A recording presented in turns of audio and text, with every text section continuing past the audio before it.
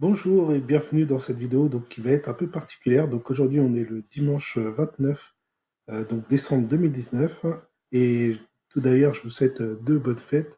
Les fêtes de Noël sont passées, donc j'espère que vous avez pu bien fêter et donc on a le nouvel an euh, le réveillon du nouvel an dans 2 jours. Donc je vous souhaite par avance de bonnes fêtes de fin d'année et donc dans cette vidéo je vais vous montrer en fait les corrélations. Alors, j'ai pas mal travaillé dessus, du coup, pour élaborer un peu le principe. Et donc, je vais vous montrer tout ça. Donc, voilà. Donc, dans cette vidéo, donc, je vais vous montrer comment j'ai continué à peaufiner en fait cette stratégie que j'ai pensé il n'y a pas très longtemps. D'ailleurs, dans la première vidéo, je vous disais que j'allais voir ce que ça pouvait donner, est-ce que ça pouvait nous aider donc à, à, dé- à dénicher en fait les cryptos dans lesquels il était intéressant d'investir à un instant T. Et donc, on va voir ça. Alors, tout d'abord, j'ai découvert donc aujourd'hui, qu'il n'y a même pas 1 heure, en fait, que ce que je faisais ici, là, ça s'appelait, en fait, on appelait ça un topics. Comme, enfin, pas comme indicateur vraiment, mais comme analyse technique. C'est une analyse technique qui s'appelle le topics. Donc, en fait, ça s'écrit T-O-P-X. Voilà. Et donc, je vais vous montrer. Donc, c'est en fait j'étais en train de lire en fait une news d'un service en fait d'investissement sur les bourses plus classiques en fait, sur lesquelles je suis abonné. Et c'est un magazine de news. En même temps, il propose aussi un service graphique avec pas mal d'indicateurs, etc. Et du coup, en fait, en lisant, j'ai vu qu'il y avait un graphique justement qui faisait exactement la même chose, sauf que c'était pour les actions.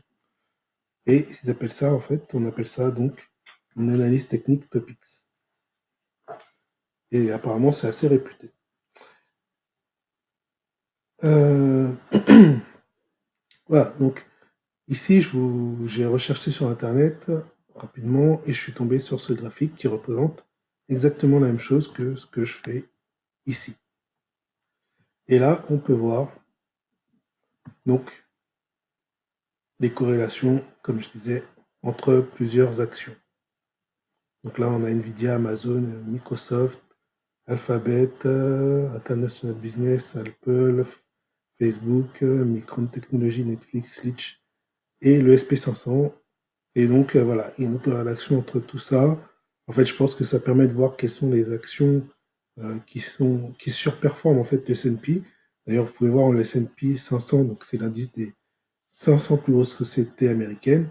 Et donc, c'est le trait ici en noir. Et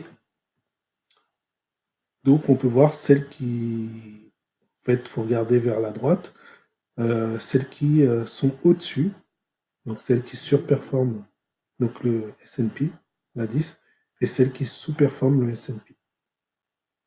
Donc, on peut voir que, par exemple, on a Slitch, on a ici Micron, on a Facebook, et Microsoft, et Nvidia, et Apple, qui surperforment donc le S&P 500. Et donc, c'est une indication pour savoir dans quelle société investir si on veut favoriser donc les actions qui vont surperformer donc l'indice, qui ont des chances en tout cas de le faire. Donc c'est vraiment le même état d'esprit en fait que dans lequel j'ai abordé cette stratégie, sans savoir que cette stratégie a été déjà réputée et avait un nom qui s'appelait le Topix. Voilà, donc là je l'ai adapté au crypto. Alors précédemment, vous voyez précédemment ce que vous voyez, enfin ce que vous avez vu de ma façon de faire, ça ressemblait plus à ça. Enfin, de mon graphique, ça ressemblait plus à quelque chose comme ça. On pouvait voir effectivement, donc là j'ai une sélection de 16 cryptos par exemple ici, Et donc, on voit celles qui sont au-dessus, celles qui sont en dessous. Du Bitcoin, le Bitcoin, il est en jaune. Donc, c'est le trait jaune ici. Et toutes celles qui sont en dessous sous-performent. Toutes celles qui sont au-dessus sous-performent. Et on le voit avec, donc ici, les pourcentages.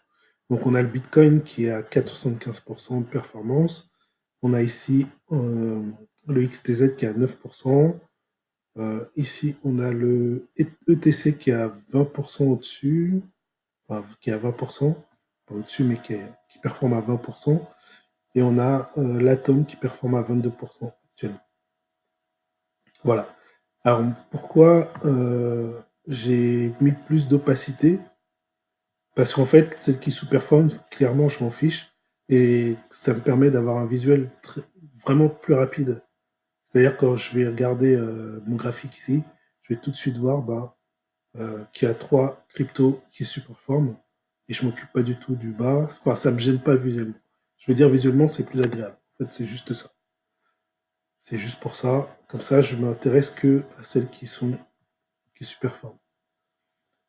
Alors, vous allez découvrir, donc là, j'ai mis... ce que j'ai fait, en fait, c'est que j'ai pris le classement des... Dans l'ordre, en fait, le classement des cryptos sur CoinMarketCap, par exemple. Là, directement, on a le classement en fonction des... par valorisation, donc des plus grosses... des cryptos, dans l'ordre. Donc là, jusqu'à la centième, si on veut voir plus, on fait View All et on peut voir jusqu'à... Je crois qu'il y a plus de 2000 cryptos actuellement. Non, plus de... Ah, il y en a quasiment 5000. Quasiment 5000. Donc là, vous pouvez voir jusqu'aux 5000 cryptos qui existent quasiment.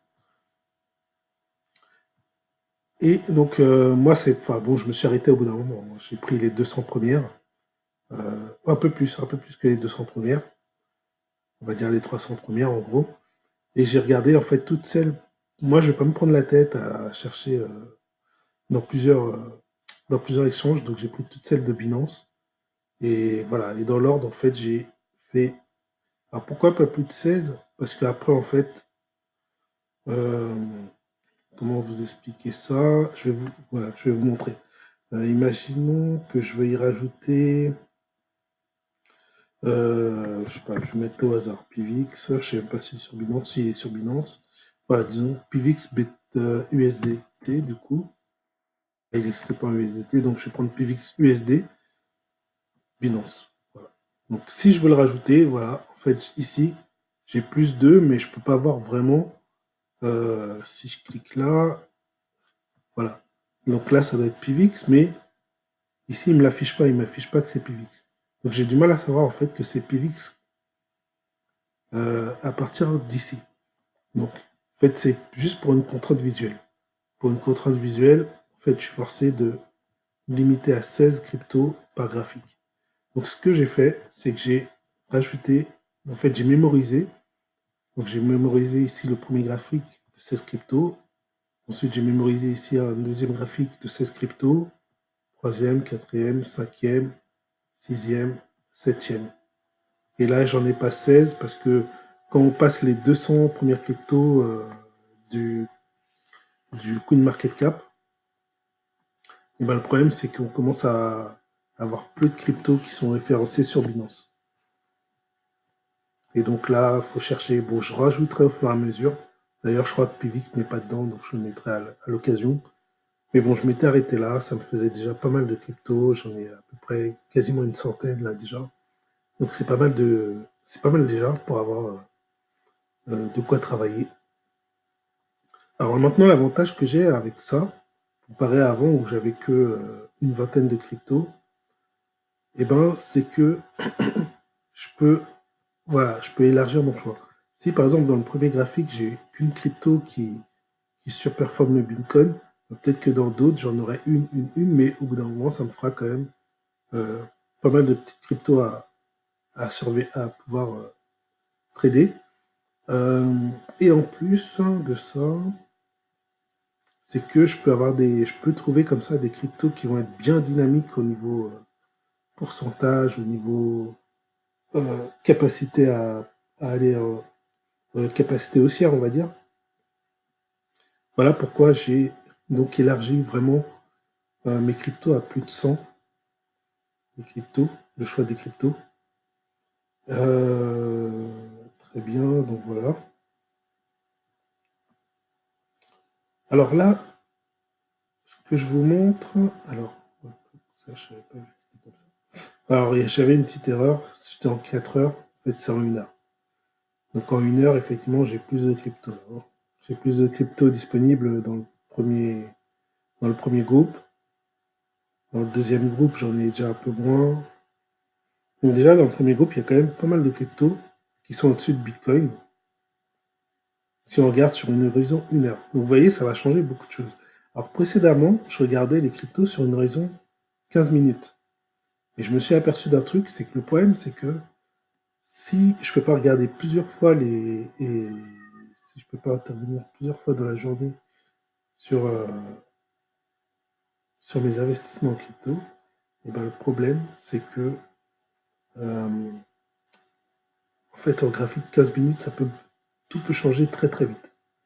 C'est-à-dire, je peux regarder là à cet instant T, donc là, il est 19 heures. Et ben, je peux revenir à minuit et le graphique aura quand même beaucoup changé. Parce que c'est un horizon trop court terme. Donc là, j'ai regardé en 1 heure, et encore 1 heure, je trouve que c'est quand même court terme. Je risque de passer en 4 heures. Honnêtement, je risque de passer en 4 heures, voire en daily. Là, j'ai décidé de faire en 1 heure, puisque bon, comme j'étais en week-end, machin, bon, j'avais le temps de regarder un peu les graphiques, je voulais voir comment ça bougeait, etc. Mais il est probable que après le nouvel an, tout ça, comme on va vraiment reprendre un rythme, je vais reprendre un rythme plus acharné en dehors des investissements. Donc je pense que je vais plus me câbler sur du 4 heures où les mouvements sont plus lents. C'est-à-dire que chaque jour, quand je vais regarder, il n'y aura pas eu des grosses différences. Je pourrais en fait suivre ce qui se passe. Et ma sélection sera moins grande, je pense aussi. Elle sera plus sélective. Là, déjà, en 1 heure, on voit la différence comparée aux 4 heures. En 4 heures, j'ai que 3 cryptos. Et en 1 heure, j'en ai déjà 1, 2, 3, 4, 5, 6, 7, 8. Et voilà. Et pareil, 1 heure, c'est quand même un horizon de temps assez court. C'est mieux que 15 minutes, mais ça reste court. Euh, voilà pourquoi je pense que je vais plus passer en 4 heures. Mais là, pour la présentation, c'est pas grave, je mets en 1 heure, puisque c'est ce sur quoi j'ai travaillé tout ce week-end. Et voilà. Donc, alors, qu'est-ce que je vais faire? Donc, voilà. Donc là, j'en ai eu 6 au moins. Donc là, j'en ai combien? J'en ai eu 3 sur le deuxième groupe. Sur le troisième groupe, j'en ai, allez, on va dire 3, puisque celle-ci, elle est quand même au-dessus. Bien que, voilà. Mais elle est au-dessus, donc je vais dire 3 aussi. Là, j'en ai qu'une sur le quatrième groupe. Sur le cinquième groupe, j'en ai une aussi. Hop, je vais prendre une petite anomalie. Voilà. Donc sur le septième groupe, ça, ouais, non. 1, 2, 3, 4, 5, sixième groupe, j'en ai qu'une. Et sur le dernier groupe, donc le septième groupe, j'en ai qu'une. Donc vous voyez, là, en tout cas, pour le moment, ce qu'on voit, c'est que plus on va dans euh, plus on s'éloigne des cryptos les plus célèbres, les plus capitalisés, et moins on a d'opportunités. En tout cas, à l'instant T, ça ne veut pas dire que plus tard ce sera différent. Ce sera pas différent, mais pour l'instant. Pour l'instant, c'est comme ça. Voilà. Alors, qu'est-ce que ça donnerait si je mettais tout en 4 heures? Donc, si je mets tout en 4 heures, on va voir. Hein. Donc là, je ne me retrouve plus qu'avec une. Ah, vous voyez, en 4 heures, c'est pas du tout pareil. 4 heures, il y a moins d'opportunités. Ah, ici, il y a plus d'opportunités. Sur le troisième groupe, on a pas mal d'opportunités en 4 heures.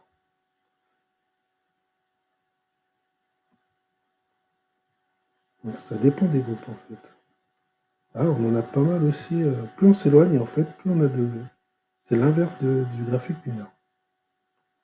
Alors c'est peut-être qu'à un horizon de temps plus moyen terme, on a eu plus d'opportunités, plus une opportunité de surperformance.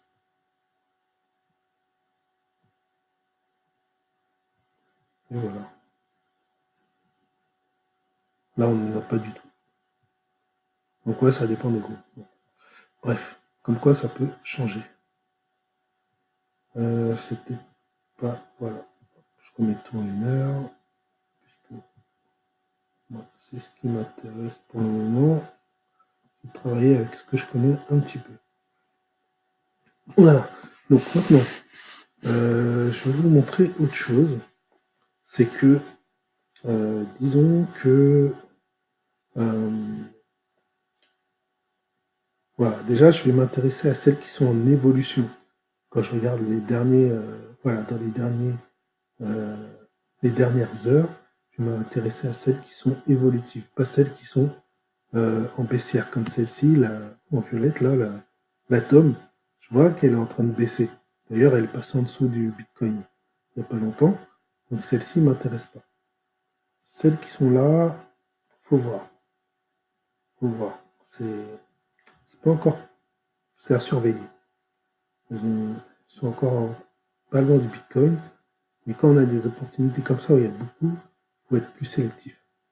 Du coup, je vais vraiment m'intéresser à celles qui ont l'air de grimper. Comme celle en turquoise ici. La Néo, on en a une deuxième en turquoise. Léos. Bon, celle-ci, pourquoi pas aussi. Le LTC. Celle-ci, elle a fait un beau bond, le ETC. Et là, on a le BCH. Voilà. Donc, ça, je vais m'intéresser à ça. Les autres en bas, je ne vais pas trop m'intéresser pour l'instant.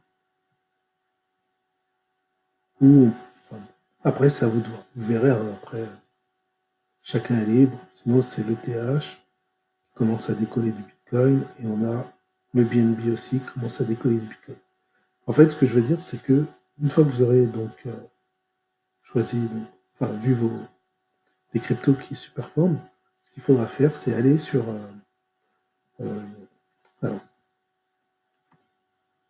donc, on va aller ici, on va ouvrir un graphique. Donc, imaginons, donc on va étudier... allez, pour s'amuser, on va étudier l'atome, qui était baissière, que je ne voulais pas prendre, puisqu'elle est en train de prendre l'atome, donc face au BTC. Donc, ce qui nous intéresse, c'est la corrélation avec le BTC. Donc on va prendre ça et on regarde un peu le graphique. Alors, non, c'est pas grave. Alors, ce qu'on va faire, donc, on voit quand même que ça a été. Alors, on va la prendre en 1 heure, parce qu'on était en graphique 1 heure. Parce qu'ici, on était bien en 1 heure. Donc, on va la garder en 1 heure. Donc, effectivement, on voit qu'elle est décroissante depuis un petit moment, comme on l'a vu ici. Donc, la décroissance, elle se confirme, donc elle n'est pas intéressante. Et moi, ce que je regarde, en fait, c'est que j'ai pris trois périodes, trois moyennes mobiles, une 7 périodes, une 25, une 99. C'est les moyennes mobiles de Binance, hein, je cache rien. Et en fait, déjà, donc si elle n'est pas au-dessus de la moyenne mobile 99 qui est en jaune, c'est même pas la peine. Je sais qu'elle ne m'intéresse pas. Et ensuite, je regarde si elle est en train de croiser au moins la moyenne mobile 25. L'idéal, c'est qu'elle soit en train de croiser la moyenne mobile 25. Parce que c'est un début de signal. C'est mieux quand même d'avoir des débuts de signal que des fins de signal. Si vous la prenez alors qu'elle est bien haute, bon, il y a des chances qu'elle puisse continuer à monter, mais il y a des chances qu'elle puisse être en fin de parcours. Après, vous pouvez choisir vos indicateurs. Moi, je vous montre juste un truc. Voilà, c'est visuellement, je regarde ça et après, je me dis si oui ou non, je vais investir dedans. Alors, il faut savoir aussi, si je prends 1 heure, effectivement, comme je disais, ça sera sur un horizon de temps court terme, assez court. Si je veux vraiment investir à long terme, je vais prendre du daily. Alors c'est toujours bon de regarder aussi comment ça évolue au niveau du daily pour voir si on est sur une phase vraiment haussière sur le long terme ou si on est en baissier sur le long terme, enfin moyen long terme. Donc là, on est haussier. Globalement, on est au-dessus de la moyenne. On est au-dessus de la jaune déjà et on se maintient au-dessus de la verte. Vous voyez? En plus, ça fait des rebonds, clac, clac, à chaque fois sur la verte.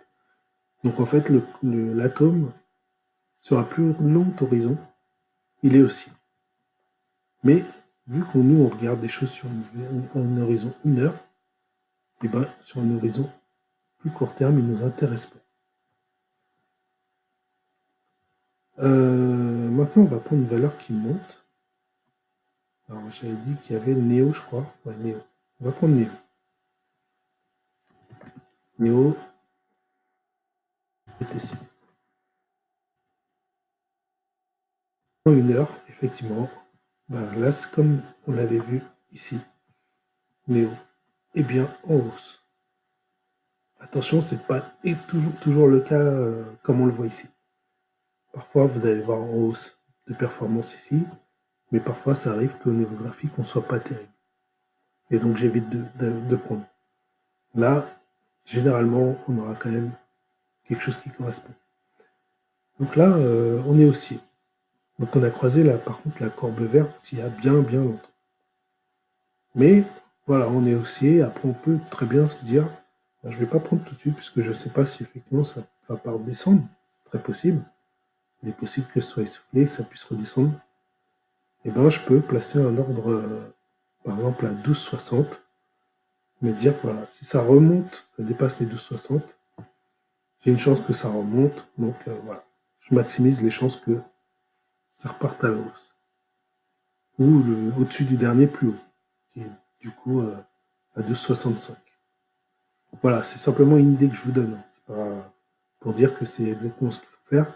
Parfois ça marchera, parfois ça marchera pas.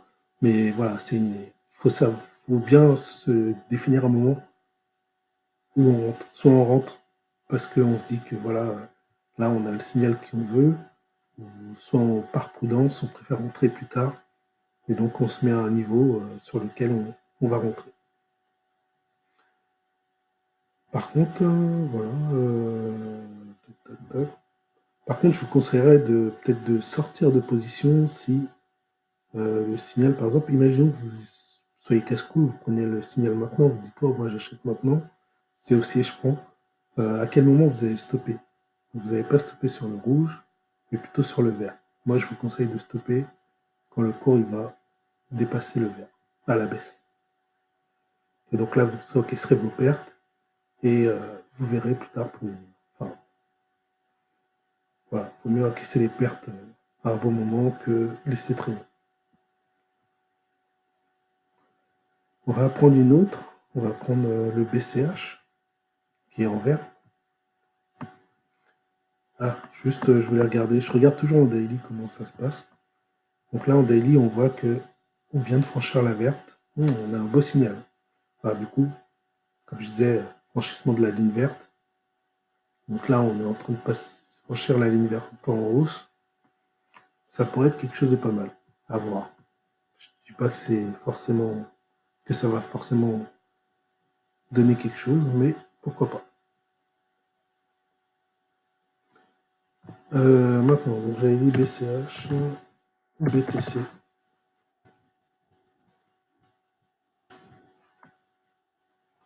C'est Binance. Est-ce qu'il y a pas... Ah oui. Ok. Donc là, on est en graphique 1 heure. Donc BCH est haussier et ça se vérifie ici. Il a croisé la ligne verte il n'y a pas longtemps là.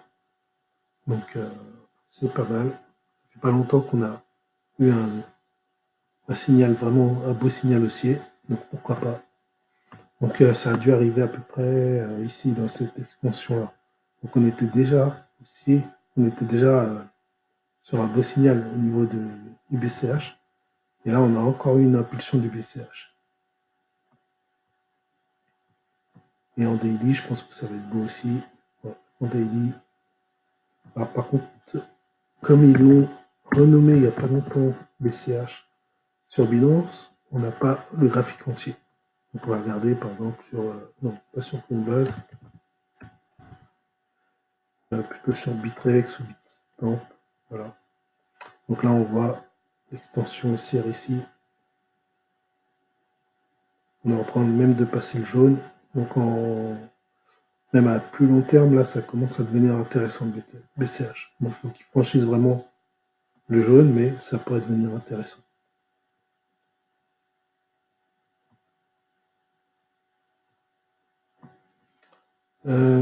Qu'est-ce que voilà, donc voilà, donc je vous disais, je pense que vous avez compris un peu le principe. Là, j'ai supprimé un groupe 14, un groupe 3, il est là.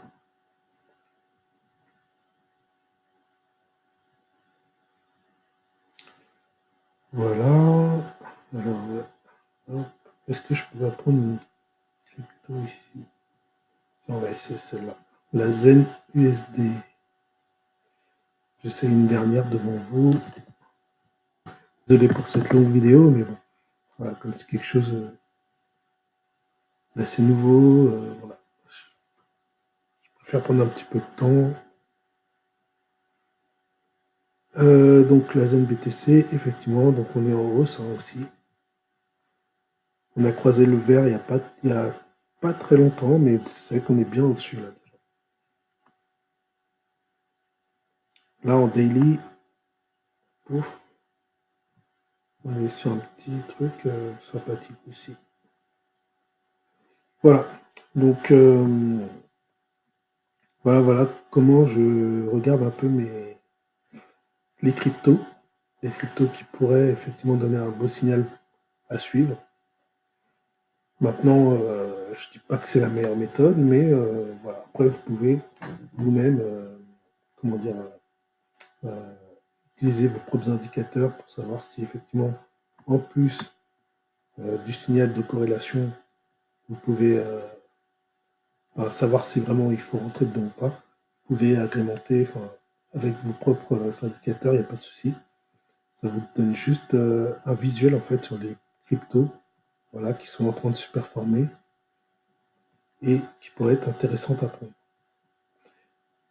Voilà, donc j'étais ravi de faire cette vidéo et puis n'hésitez pas à me laisser un commentaire pour me dire ce que vous pensez de cette analyse graphique de Topix.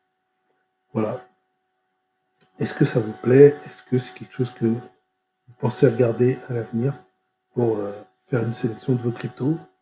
Laissez-moi un commentaire, n'hésitez pas. Merci, à plus.